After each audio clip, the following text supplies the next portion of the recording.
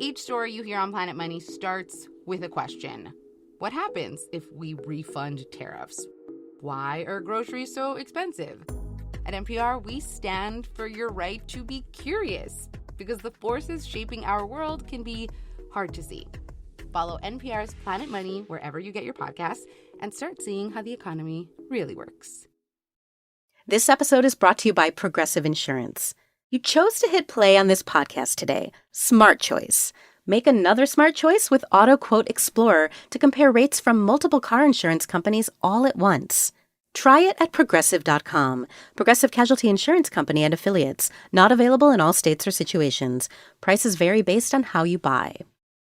Funding for the Think podcast comes from Wise, an app for people using money around the globe. With the Wise account, you can send, spend, and receive in up to 40 currencies. You can download the Wise app or learn more at wise.com. Terms and conditions apply.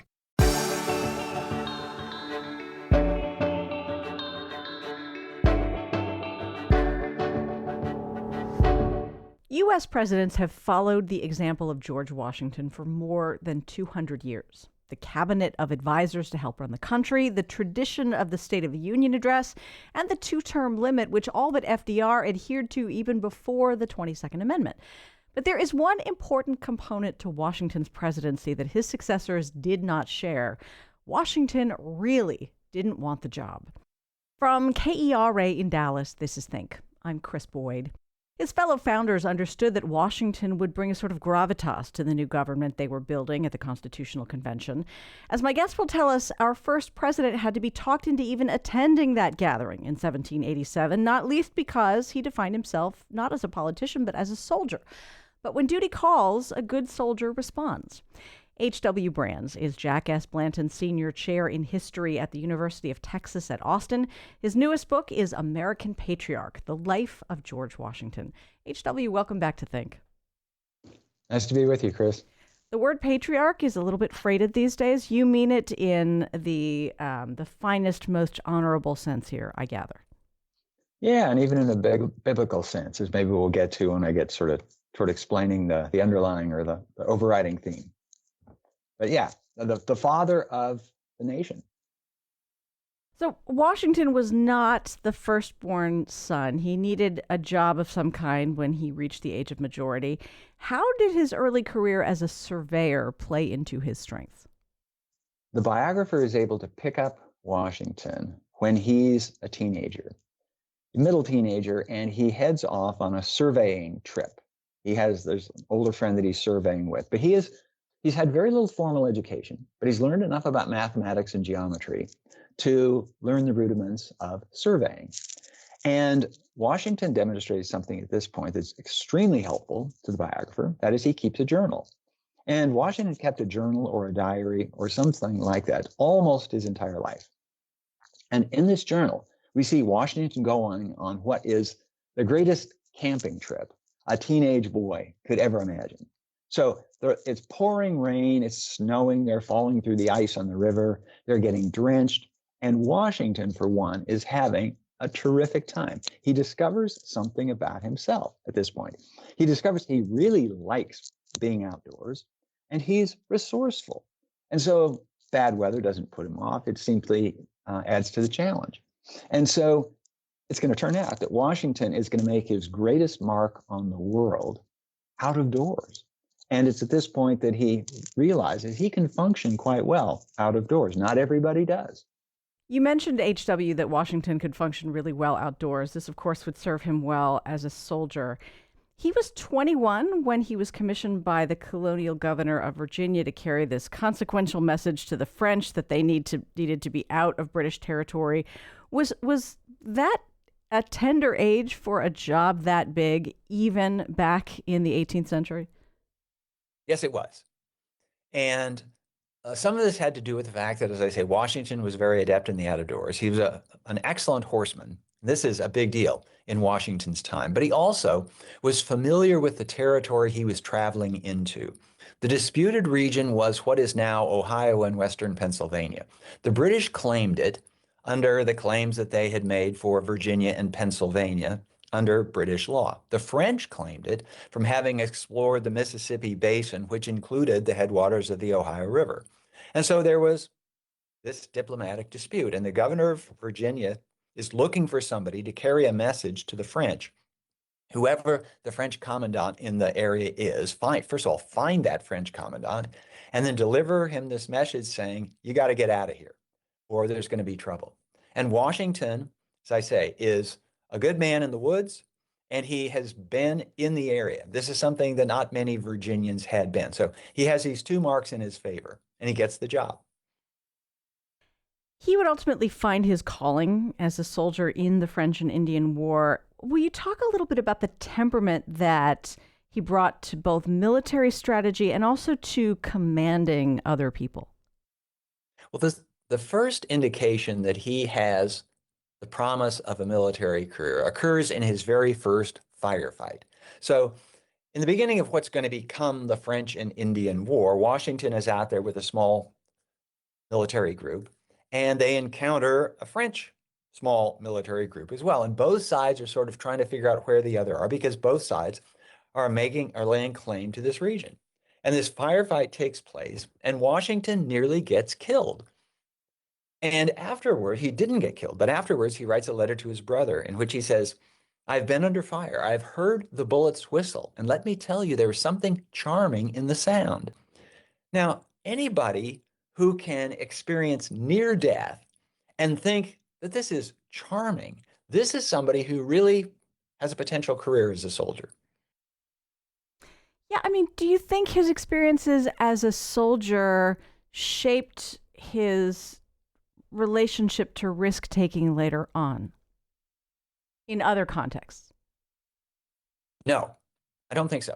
In fact, Washington was not a particular risk taker, but he was one who was not at all bothered by physical danger, certainly physical danger that you would encounter on the battlefield. This didn't make him more of a risk taker in politics, for example. So he didn't think that he could try some risky diplomatic maneuver and get away with it. I saw no evidence that translated that way. But in terms of the fact that he might die if that bullet or that arrow, had been 3 inches the other way, it doesn't daunt him at all. In fact, it seemed to have the opposite effect. There are other soldiers in history who encountered this. Ulysses Grant was one, who they operate better when the battlefield, when the fire opens up. And at a time when everybody else is getting confused and demoralized and crazy, they're getting focused. And it's sort of like the way athletes sometimes describe being in the zone, where everybody else is unnerved by the pressure of the moment, but they just manage to zero right in. And Washington was that way. And so it made him able to make his best decisions under the greatest military stress, when artillery shells are blowing up around him and soldiers being mowed down beside him. He can still focus and can do what he needs to do. Coming into close contact with indigenous peoples in the French and Indian War, how did that shape Washington's view of the people who had lived on this continent before Europeans ever arrived? So it's worth a reminder to your listeners that it's called the French and Indian War, not because it was between the French and the Indians, but because it was between the French and their Indian allies and the British and the British American Indian allies. And so in both cases, both the French colonizing in Canada and the British colonizing what's now the United States, they worked with Indian tribes that were willing to work with them. And sometimes the tribes were friendly, sometimes the tribes were hostile. And they would be on your side or the other side as those tribes saw fit. And Washington, particularly in this early age, saw the tribes as independent groups that could ally with Washington's side or not, depending on how they were treated, depending on what their goals were. So Washington early on realizes that dealing with frontier issues requires diplomacy toward the various Indian tribes. And again, some can be friendly, some can be made friendly, some will be hostile. And the ones that are hostile, you fight against. The ones that are friendly, you fight with. It's really surreal to think about how history could have played out differently if Washington had gotten his way. But he really hoped for a commission with the regular British Army, right? Can you explain the relationship between the regiment that he was fighting with and the actual British Army? Washington was the commander of the Virginia militia. This was the army of the colony of Virginia. It was paid for by taxes in Virginia through the Virginia colonial legislature. British regulars answered to the British government. They were paid by the British government. They had commissions from the British king. They were considered, certainly by themselves, to be superior in talent and experience and all the stuff that comes with being a soldier. And they looked down upon the colonials, these ragtag militia. And militia were part-time soldiers. The British regulars were full-time soldiers. Many of them in America had fought other wars and other campaigns. So they did have a lot more battlefield experience than the Virginians. On the other hand, they were fighting far from home, and the Virginians were fighting on their home territory. But Washington was one who certainly had the promise of jumping from just a Virginia soldier, Virginia officer, to the British Army. And Washington saw enough of the British soldiers in action to realize he was as good as they were. Indeed, he was better than they were. He was braver than they were. He knew how to command soldiers better than they did. He had an eye for tactics and for strategy better than they did. And in a couple of key battles, when they came under fire, especially from Indians who were fighting in a different way than they were used to from the battlefields of Europe, and they had no way of retaining their composure while Washington did. Washington thought, and this was a critical career decision for Washington, he realized, I'm simply better at this military game than they are. And it occurred to him that if the British were smart, they would basically draft him into their army, make him a British officer. And at one point during the French and Indian War, because he was having trouble with British troops who were supposed to be under his command, but did not follow his orders, disdaining the orders of a mere colonel of the provincial militia, he went to the British commander-in-chief of forces in North America and said, how about a military commission in the British Army? Then they will have to pay attention. And for his own reasons, political reasons, the British commander-in-chief said no. He had political issues he had to deal with. But if he had said yes, and it wasn't unheard of for the British to commission a provincial, a colonial officer into the British Army, but they didn't do it with Washington. And if they had, well, I'm sure it occurred to some of them later that they wished they had, because the top soldier of these rebels, once the American Revolution breaks out, could have been a British officer, and maybe he would have been fighting on the other side. Before they drove the French out, the British government had a vested interest in keeping their own British colonists happy. How did the end of the French and Indian War lay the groundwork for American colonists to be extra irritated by the facts of British rule? There was always a tension between, I'll call them the British Americans, the American colonists, who still considered them a subject of Britain, and British living at home. Because the Americans, they went out to the colonies, and over the space of 100 years or more, depending on the colony, they got used to having their own way. They got used to self-government. The government in London paid very little attention to what the colonies were up to, except in moments of international war, when the British government needed the colonists to help fight the French. Now, Britain's wars against France were international wars. They were hardly confined to North America. They were fought on the Atlantic. They were fought on the battlefields of Europe. But North America was a key theater of war. And so the British government at home wanted the Americans, their American colonists, to fight against the French. But they had their own reasons for doing so. And what would often happen is that the Americans would fight against the French in North America, and they would risk their lives, and they would spend their fortunes fighting against the French, and they would win battles and win prizes that they thought, they certainly hoped to retain after the war. But then for diplomatic reasons, for European political reasons, the British government would barter those away for something else, with the result that the colonists began to think more and more that they were being used simply as pawns in the larger game of the British government, and that there was very little in it for them to remain part of the British Empire. Washington was also a gentleman farmer, when he was not off being a soldier. At some point, he joined many of his neighbors in planting more wheat than tobacco.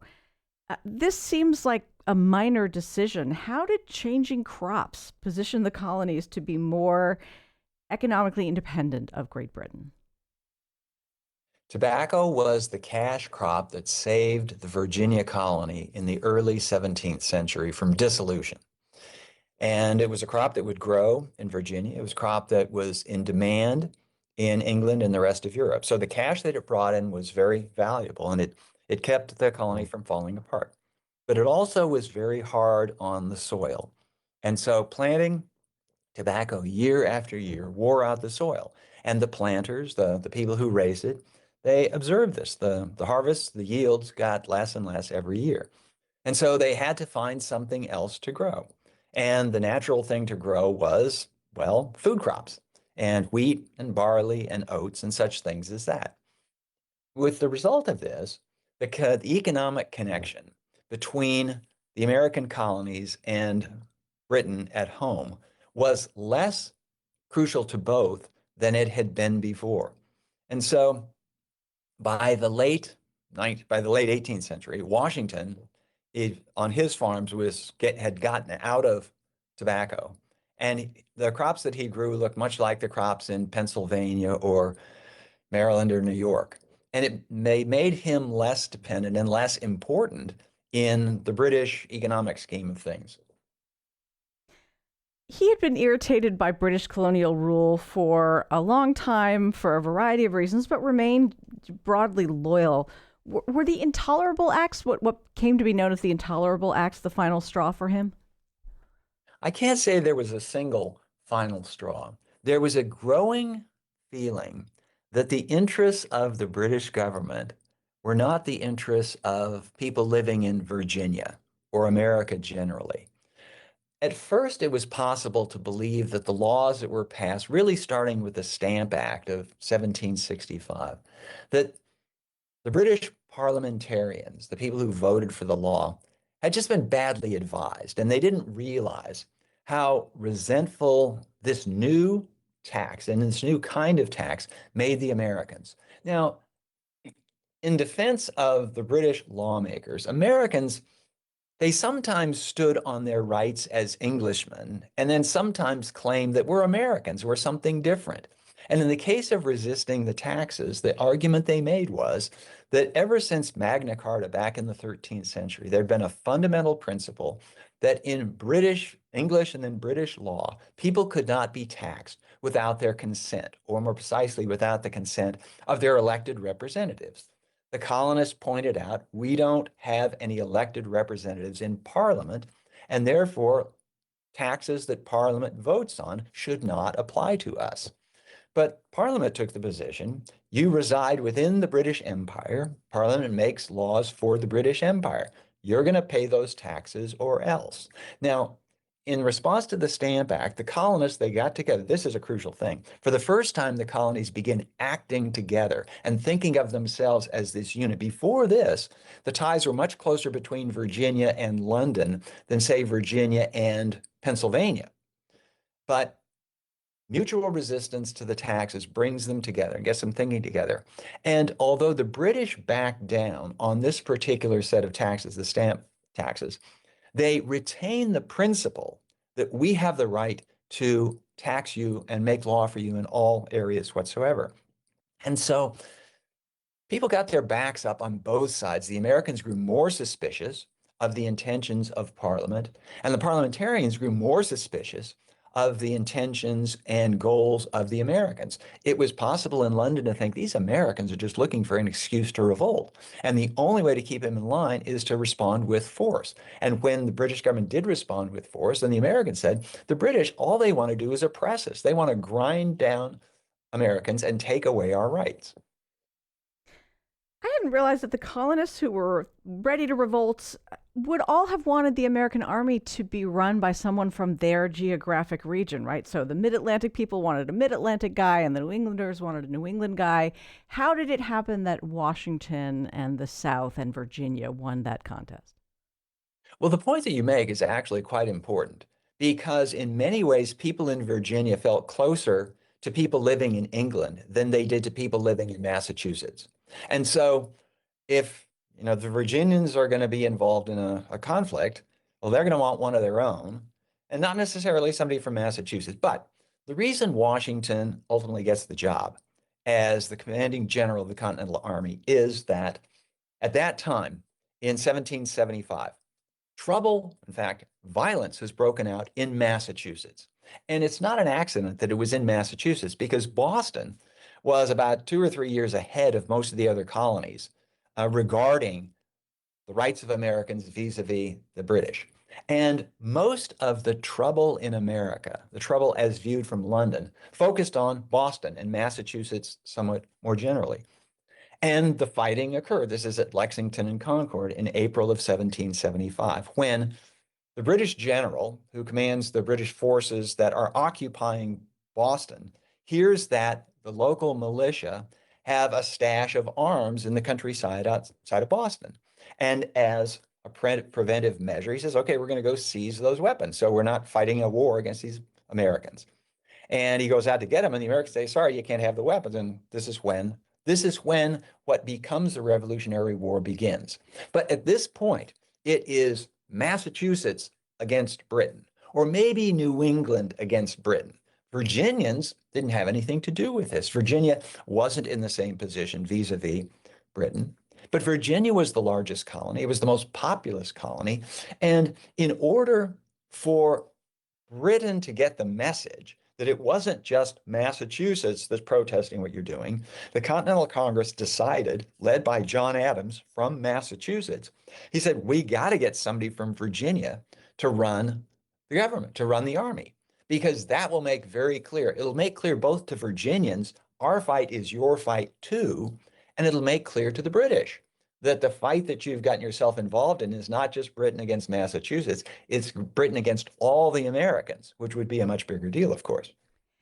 There, of course, was fighting before the Declaration of Independence, but how did the decision to seek full American autonomy sort of clarify the stakes for Washington?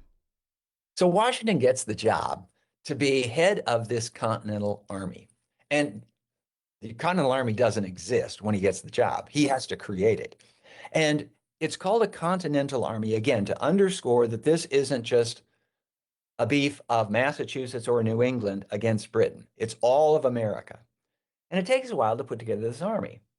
But Washington finds himself dealing with a military situation that occurred before he got the job. So the British fought the Massachusetts militia at Lexington and Concord, and on their retreat, they moved back into Boston, where they holed up in Boston.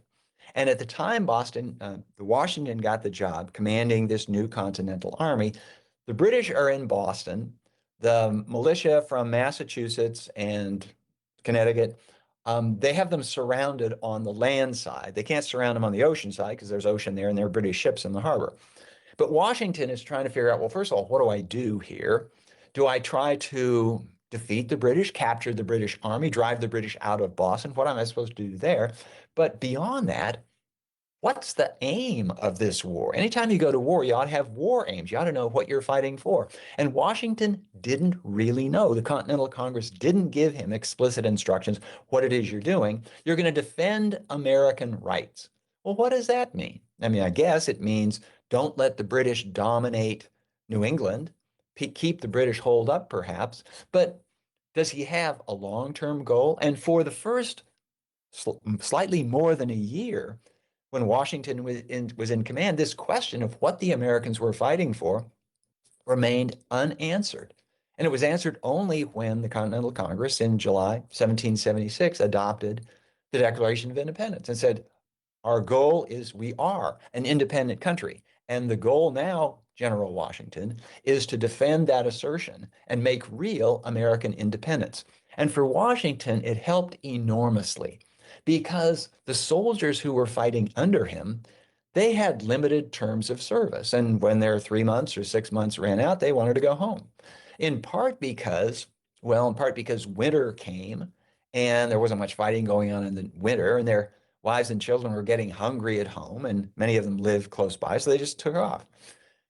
But Washington couldn't rally them around any particular cause until the Declaration of Independence. And this is why when he got a copy of the Declaration of Independence, he brought all the soldiers around and made a very big deal. This is now what we are fighting for. We are fighting for American freedom. We are fighting for a country of our own.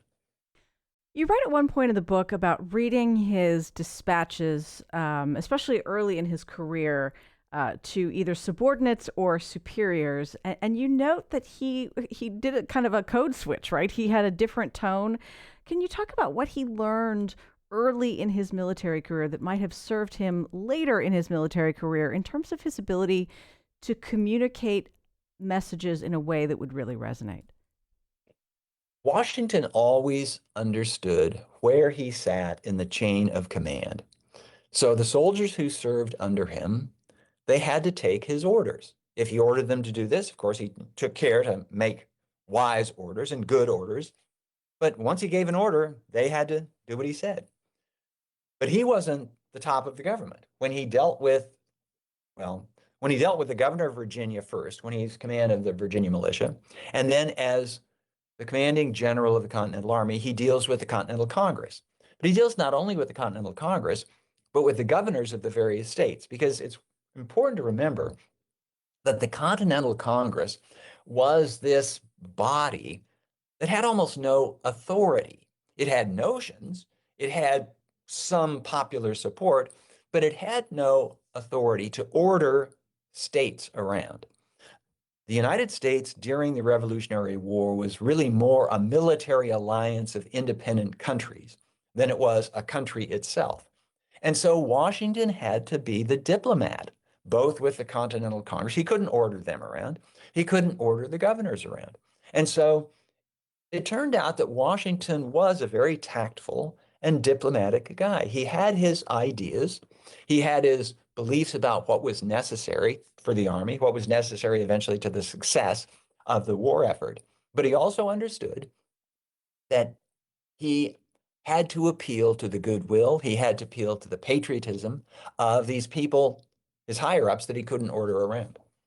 Before Washington ever became president, or before it was even suggested to him that he might take on this job, the British retreated, right? Years of hard fighting against Washington and his men. He could not wait to get back home and once again be a private citizen. And it's so interesting to think about King George III just trying to get his head around that decision. So when George III, the King of Britain, was told, he received a report that Washington, the war is over, the treaty has been signed, that Washington has relinquished his command and become a civilian once again. When George III heard this, he said, if this is true, Washington is the greatest man in the world. Now, Washington was a pretty good guy. I'm not sure that by itself made him the greatest man in the world, but it did show that George III's perspective on political and military power was different from Washington's. Now, Washington had no political ambitions. Such career ambitions as he had been fulfilled by leading the army of his country to victory over this great foe and into independence. He had no desire to convert that to political power. He wasn't a politician. He understood that the political realm was not where his gifts lay. He was really good in the military realm, but in politics, not so much. But there is something else too, and that is that if Washington had said, you know what, I'm not going to send my soldiers home. We're going to march on Philadelphia and we're going to take over the government. There was no government really to take over. George III was thinking of a coherent nation state like Britain and an army that marched on London and took over the capital, controlled all the arms of the government, controlled the finances of the government, controlled the country this way. There wasn't a country like that to take over. There was this United States, but it's very worth noting that when people spoke of the United States, they construed it as plural. These United States, again, very much in the way that if people would speak of the members of NATO. They don't speak of NATO as this thing by itself, that the authority lies with the members. Same thing. So even if Washington had wanted to take over the government at that point, there wasn't anything to take over. Yeah, it was this sort of, I think even as Americans who studied history in school, we can forget that the revolution ended in 1783. Washington didn't become president until 1789. There was this, forgive this very not historic term, kind of a squishy time, right? When this new country tried to limp along and figure out how it would form itself. Yeah, and there was, I mean, it was a time of troubles for America because the patriotism and the sense of cooperation that held the country together during the war disappeared when the war was over. You know, common enemies cause people to unite. Take away the enemy, and the alliance falls apart. And that's exactly what happened. And by 1786, there were uprisings within the states that looked like they were going to spread. And in fact, the one that really got Washington's attention and that made him finally say yes to James Madison's plea that General Washington, you've got to come to this convention that we've called for Philadelphia in 1787 to create a stronger government. He had said no, no, no, until he heard about this rebellion in Western Pennsylvania, Western Massachusetts, excuse me, led by a guy named Daniel Shays, and it's known as the Shays Rebellion. These were military veterans. These are men who had fought under George Washington. And when Washington heard about this, he thought this was the worst thing ever. And he thought, and this thought was reinforced by people like Madison, who said, General Washington, unless you join us in this new effort to create a stronger government, all the victory that you will have won on the battlefield during the Revolutionary War will be lost. This is the time when we need you more than ever. And Washington really had a hard time saying no when he thought he heard the voice of his country calling to him. H.W., Washington was not prone to false modesty. That wasn't something that was necessary for him. And he was not, afraid of hard work. He didn't want to be president, but talk about why such a willing and confident military leader thought civilian leadership would test him in ways he was not entirely confident he could pass. I think it comes down to the matter of command. He understood that when you're a general, you can ponder your alternatives, you decide among them, and then you can make sure that they're carried out because you can order the people beneath you to carry them out. When you're in politics, certainly when you're in the politics of a republic, and Washington was very aware of what it was he and his army and his generation had created, a republic where there is no king. There's nobody who gets to order everybody else around. And Washington realized that even if he were president, he really would be essentially one among equals. The president of the United States had control of the executive branch of the government, but had no control over Congress. And he and pretty much everybody else at the time thought that Congress was going to be the initiator, the driving force of American politics. That's the way the Constitution was written. And so when Washington initially resisted the pleas of Madison, Hamilton, Jefferson, everybody, that he accept the presidency of this new government, he realized that this was not a particularly attractive job. There were probably going to be demands on the president that the president wasn't going to be able to fulfill because he didn't have the authority to do what Washington might have thought necessary to do. So he thought it was a bad deal. He thought that there were some questions about the office itself, but he also understood that his greatest strengths were not in politics. There were people who had more experience in politics, who had more just general inclination toward politics. For one thing, George Washington was not an effective public speaker. He rarely spoke in public, and he was surrounded by people who talked a lot. He knew Patrick Henry. There's somebody who could talk. And Alexander Hamilton can talk. And Aaron Burr could talk. I mean, these are all lawyers and lifetime politicos. And Washington's just a soldier. So he knew that he would be out of his comfort zone for sure in this political realm of the presidency. How did he interpret what the Constitution ordered the executive branch to do with regard to communicating with and to the legislative branch? Like, how did he want to strike the balance between being too lofty and inaccessible or too familiar? So Washington simultaneously benefited from and suffered from the sketchy nature of Article 2 of the Constitution. And one of the reasons Article 2, this is the one that describes the executive branch. One of the reasons it was so sketchy is that the Constitutional Convention took up all the time talking about Article 1 and what the Congress could do. And when they thought about, well, what's the president going to do? A lot of them just looked over to Washington, who was part of the Constitutional Convention. He was the presiding officer at the Constitutional Convention. And Washington interpreted presiding officer to mean that he presided, but he didn't participate. So Washington did not join in the debates over what representation should look like, what powers Congress should have. He just kept silent.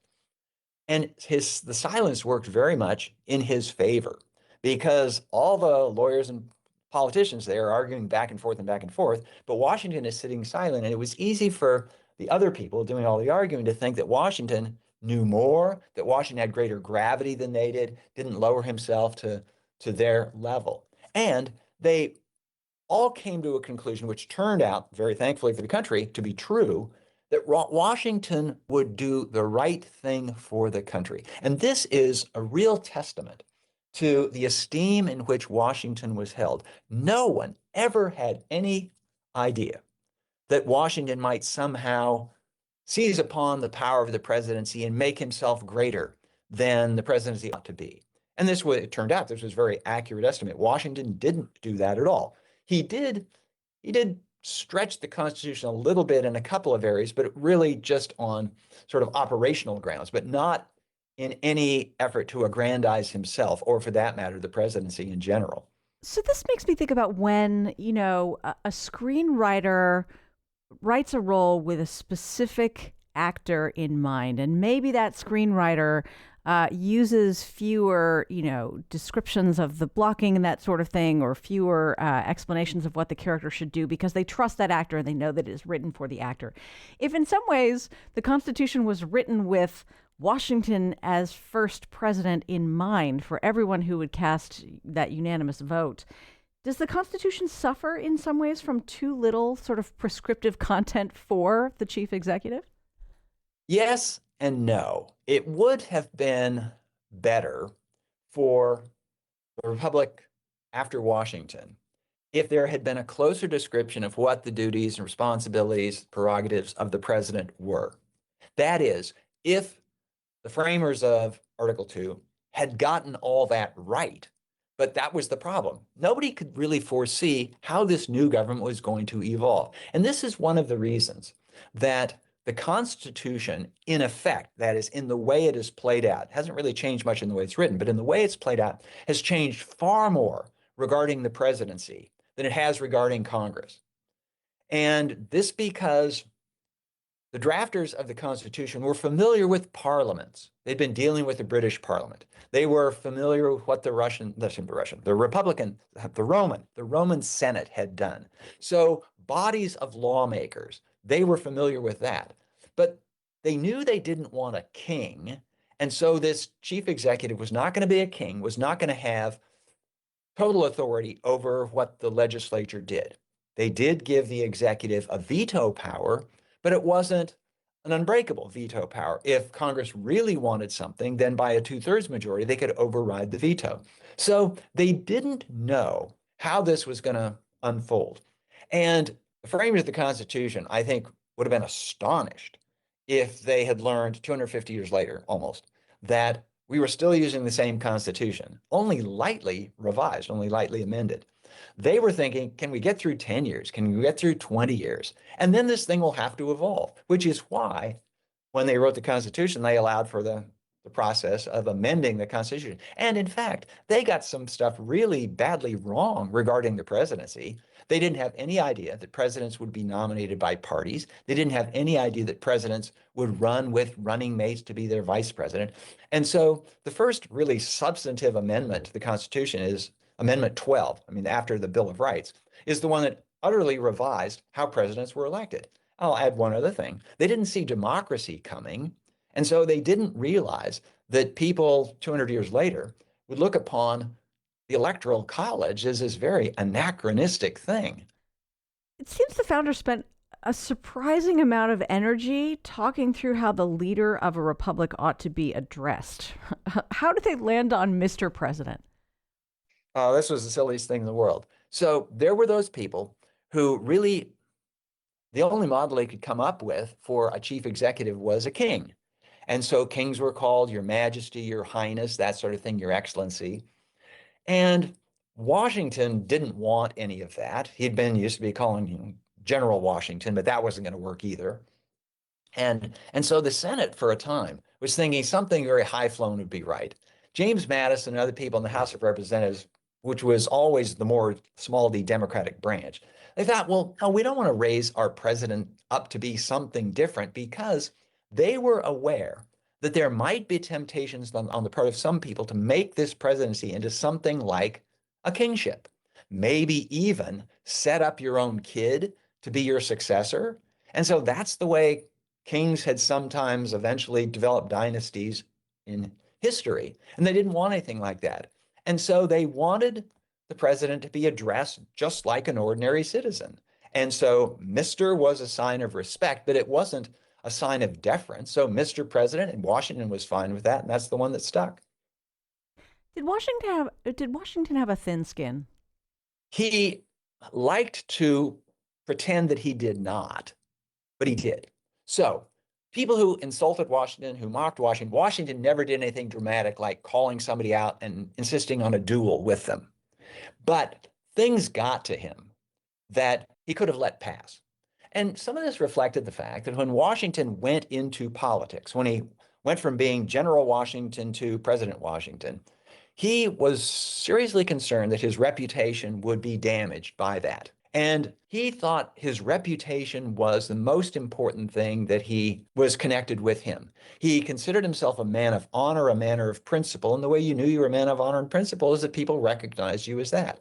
And once he went into politics, people would start saying he was doing stuff for his own self-interest. Well, politics emerged, and sometimes Washington supported one policy, sometimes he supported another. And if he supported your policy, then you were complimentary toward him. But if he supported the other, you might criticize him.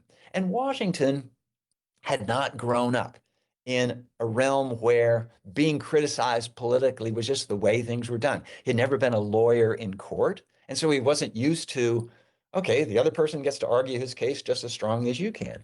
And so when political parties developed during the 1790s, during Washington's time as president, and newspapers were created by the two parties, the ones that felt themselves to be the pro-administration party, they were favorable toward Washington, very complimentary. But the opposition one, the one that associated with Thomas Jefferson and what would become the Republican Party, the Jeffersonian Republican Party, they took shots at Washington. And sometimes the criticisms were as silly as could be.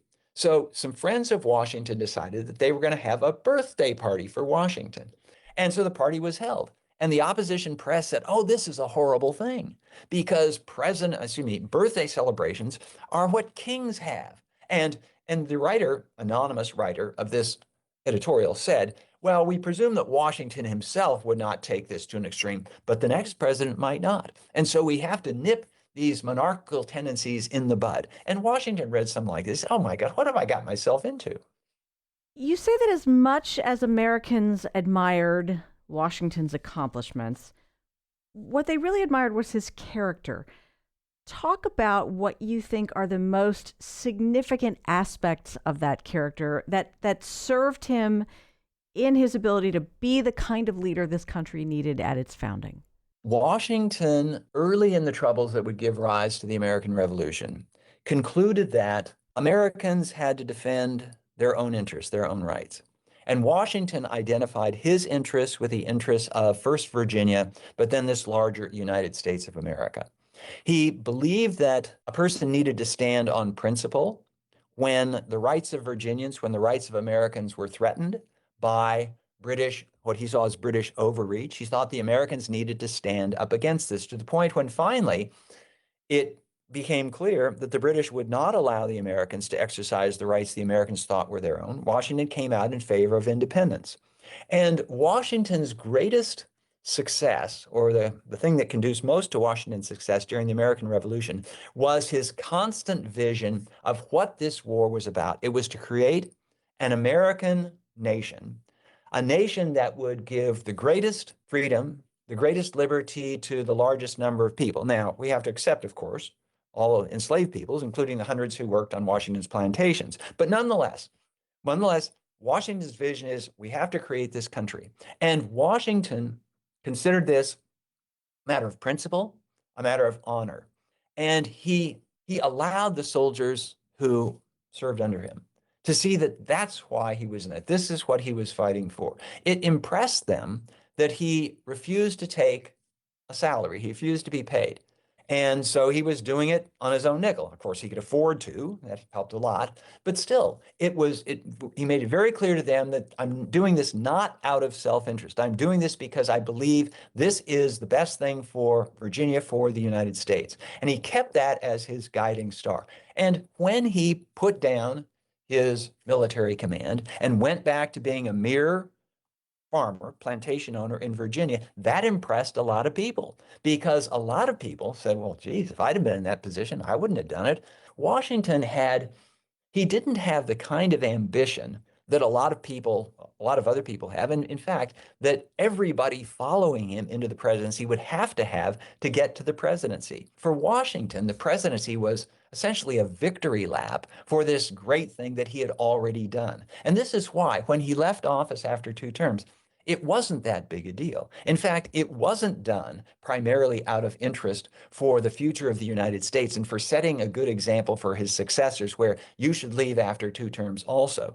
No, if that had been a big deal, it would have been written into the Constitution, but it wasn't. He left because he was so fed up with politics, he couldn't get out of Philadelphia fast enough and get back to Mount Vernon.